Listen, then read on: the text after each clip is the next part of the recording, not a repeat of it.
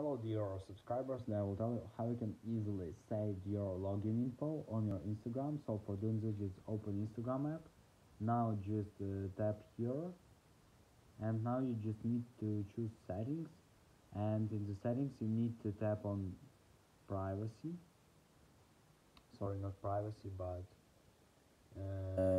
your activity. Sorry, security. And now you just need to check tap on saved login info, and now you just need to turn on here saved login info. So here you can see it.